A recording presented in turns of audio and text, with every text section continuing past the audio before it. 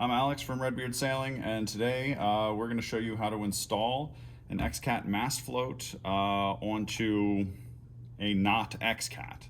So this is pretty common application for the carbon fiber masts on the Mini Cat and the Happy Cat. But I mean, this could fit any boat that you're trying to put a masthead float on and you don't want to actually mount it to the mast, or you don't need as much buoyancy as those real big, Hobie style balloon ones. So what you're going to need is you'll need the XCAT Mast Float, which you can source from redbeardsailing.com or your local XCAT dealer. You can get a cheap little brass grommet installation kit. You're going to want a 3/4 inch, or I think there's a 1/2 inch grommet kit. Yeah, it's got 3/8 and 1/2 inch. 1/2 inch is what we're looking for. This is less than $10 on Amazon. A hammer, a Sharpie, and then a flashlight. So with that, let's get started. So I'm just going to move these out of the way real quick. We're going to get our sail into position here. So this is the head of our Mini Cat 420 mainsail. And basically, we're just going to line this up. We're going to make this look nice. We want to make sure that we're not on any threads. We don't want to cut any threads. We don't want to punch into the batten pocket. We want to just we want to hit something virgin. On the Mini Cat sails, this black piece is double layer because you've got Mini Cat printed on both sides. So this is a double layer and then this is a single layer. So we definitely want to get a grommet into the black, and it's okay if our second grommet goes into the white.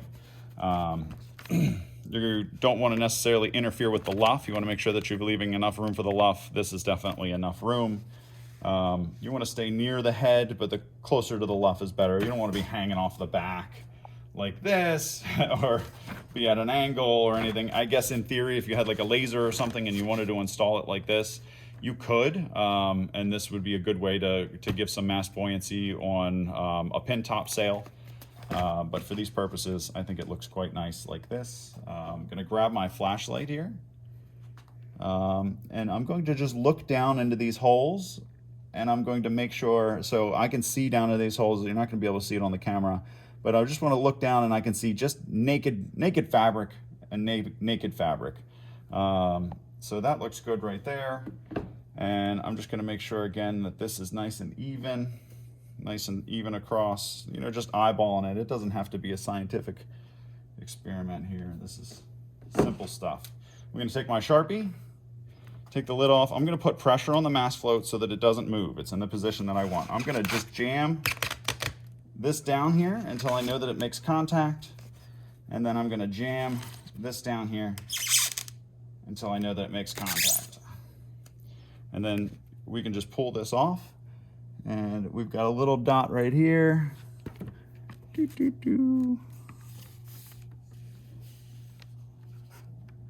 And we've got a little, let me see here. Let me get this lined up again. Let me make sure that I've got a proper dot. So I can do this now that I've made the one dot. It's not the end of the world.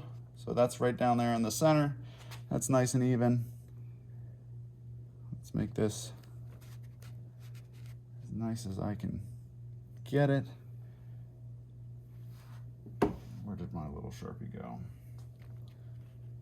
I think it rolled under our sail here. That's no good. All right. So I can see my little white dot, my dot on the white piece here. This is good here.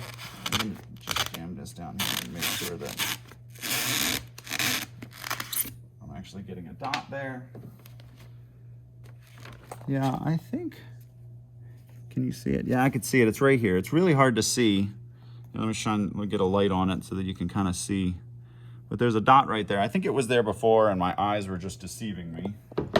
But we're done with the Sharpie now. So the first part that we're going to need out of the kit here is we're going to need our backing board that comes in with the kit and our cutter. And these are going to be our two pieces. We're going to use the larger cutter from this kit because we are going to install the larger grommet. So I'll do the white one first so that you can really see it. You can see the block is underneath of this. You can see the edge of this. So we are going to put that dot right in the center. And I know it takes, you're like, oh, I'm gunning my sails, but it's just a couple swift kicks. And And if you don't get all the way through, that's okay. You just put it up, and then we're gonna get it the rest of the way. This doesn't wanna. There we go. That's done. Now we're gonna move our weight, or our little smacking place right down here so that it's over top of that. I'm gonna center this over top of this. Now this is the double layer, so I gotta give it a couple extra more whacks. And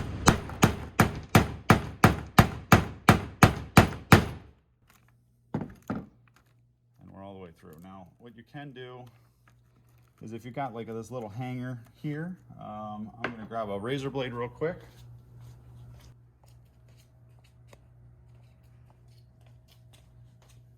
Just so that I don't have to do that extra little bit. So I'm just gonna real carefully just follow the rest of this circle just to make it a nice clean cut there. So now we're done with that. We've got our 2 holes. The scary part's over. Now out of this kit, I'm going to take my little, this is a nice little kit that's got, you can swap out the heads, but I'm gonna take the larger of the 2 heads. So you'll see there's a small one and a big one. I'm gonna take the big one. And then you'll notice on this die here that you've got a small side and a big side. We're gonna use the big side.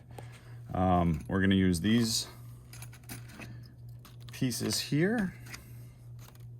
We're gonna take the big piece with the little extra lip there, and we're gonna put it underneath. Make sure that it's in that cradle there. We're gonna take this piece here, this little outer ring. We're gonna line that up just like that. And we're gonna be back to whacking again. And so you can kind of take it, you can look at it and see how it started to curl that over. That's what we're looking for.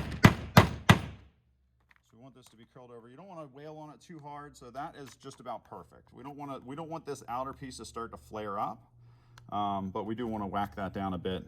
Now we're gonna go to the other side.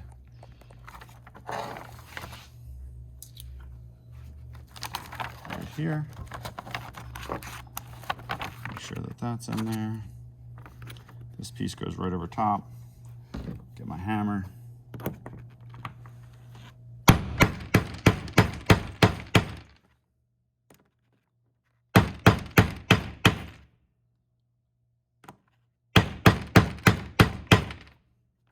Just like that, and that's about perfect. So now we're ready to install our mast float. So what you'll do is you'll have one with a strap and one without a strap. Pull this back and that will release it. And what we're gonna do here is we're just gonna pull this the rest of the way out. So it's super easy to install. So now that I have this all the way through, the clip is kind of butted up against the hole here, coming out of the back of the one chunk. Now I'm going to pass this through and pull it all the way tight, so that it's all the way up against it. Now, I try to keep it nice and flat and straight, just so that I'm kind of passing it in and it's gonna pass a nice little hug around here. This will go in the back side and come out of the front side. We're gonna go back down through the second hole, through the second grommet, and then through the back side of the second float. And we're gonna pull these 2 ends together. This gets inserted into here. It's not like a cam strap to make it super tight. You just want to pull it tight and then lock that little tab down. And now you have a mast float that's installed without any other hardware or crazy stuff. So if this is what you're looking for your mast, we're going to post some poundage specs on what buoyancy this float provides. And we'll catch you next time. Thanks for watching.